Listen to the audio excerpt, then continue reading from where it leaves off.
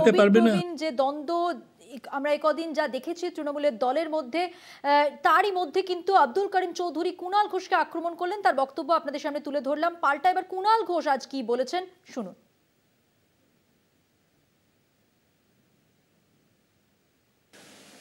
আব্দুল করিম চৌধুরী উনি বর্ষিয়ান নেতা, বর্ষিয়ান বিধায়ক। উনি ঠিক যা যা বলেছেন, যেভাবে বলেছেন, যে বডি ল্যাঙ্গুয়েজে বলেছেন, যে উচ্চারণে বলেছেন, সেইটা বার কত টিভিতে যিনি দেখবেন তার কাছে পরিষ্কার হয়ে যাবে যে নবীন প্রবীণ ইস্যুটা কেন আসছে।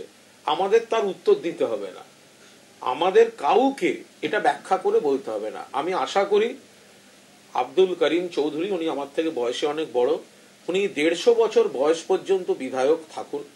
আর ওনার যদি আমাকে বরখাস্ত করার কোন একটা মনে বাসনা জেগে থাকে, আর কেউ যদি না করে, উনি একটা সই করে পাঠিয়ে দিন, স্মারক হিসেবে বাঁধিয়ে রেখে দেবো। তবে অভিষেক বন্দ্যোপাধ্যায় সম্পর্কে যে কথাগুলো বলছেন সেগুলো ভেবে বললে ভালো হয়।